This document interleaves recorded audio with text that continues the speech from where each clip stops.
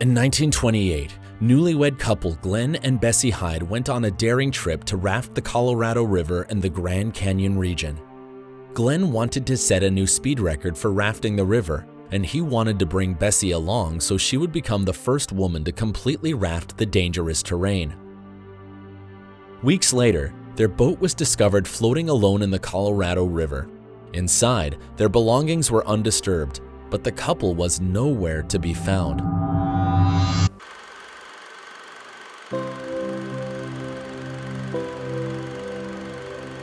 The couple first met in 1927, then got married a year later.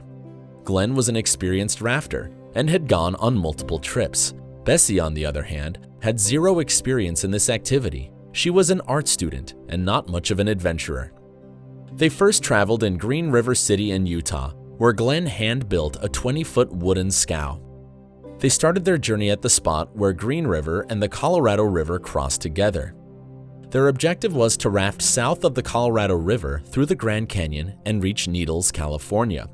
Their plan was to raft through the river and make various stops over to camp and rest.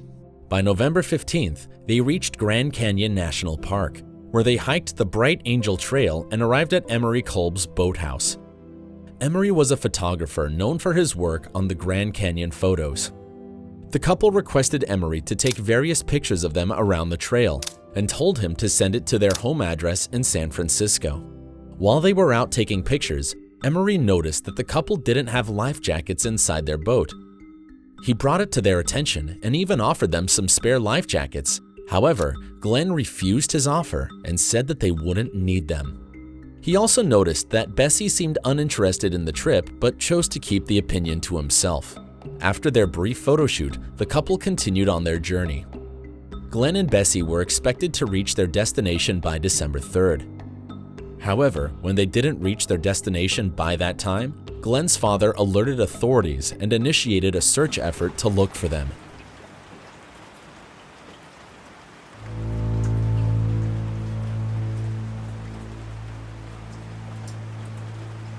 Search planes scoured throughout the area. A couple of days into the search, a boat was found in mile 232, just west of Diamond Creek. The boat's rope appeared to have been tangled under the rocks. Inside, they found food and other belongings from the couple. There were no signs that the boat overturned since the belongings remained intact. The food was untouched and Bessie's diary was found. Her last entry was on November 30th. She noted that they reached Diamond Creek to repair minor damage to the boat.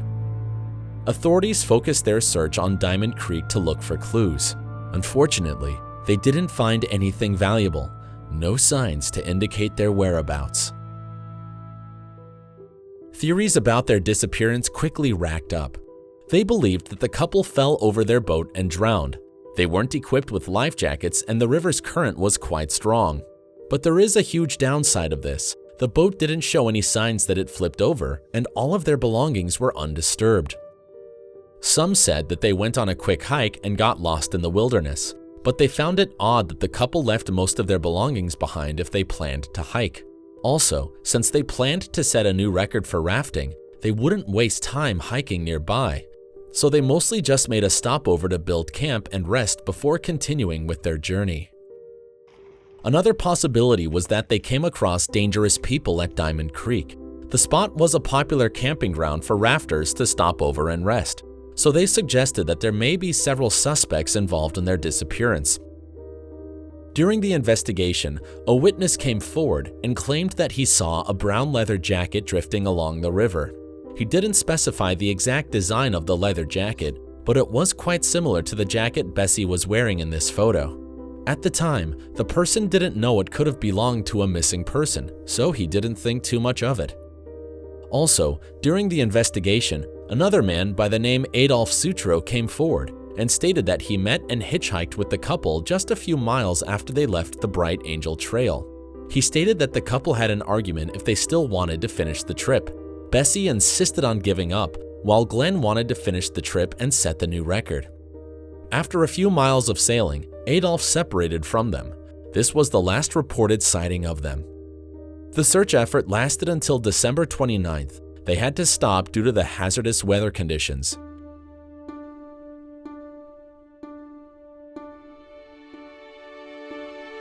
The case of the missing couple became a popular legend. Various rafters who adventured at Grand Canyon often talked about the case. In 1971, a group of rafters who were camping sat down on a campfire and discussed the old case. While they were talking, an old lady approached them and joined in on their conversation. Out of the blue, she smiled at them and interrupted them to say that she was Bessie Hyde. She told them that she killed her husband Glen. She continued on with her story and told them that he became increasingly violent towards her, especially after she mentioned that she no longer wanted to continue with the journey. She further said that Glen attacked her and in retaliation, she stabbed him. She then escaped to live a normal life at a secluded area in the Grand Canyon Park.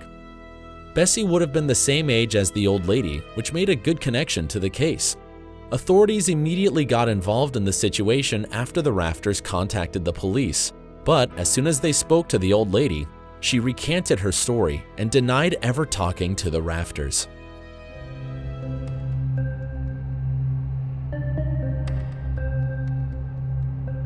In 1976, after the death of Emery Kolb, his property was cleaned out by his family members.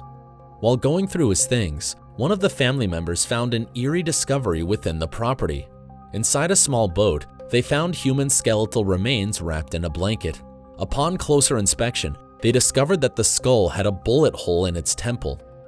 Immediately, people pieced the two together and assumed that the skeletal remains belonged to Glen and Emery Kolb had shot and killed him. However, since Emery Kolb had passed away, the police couldn't question him about the remains.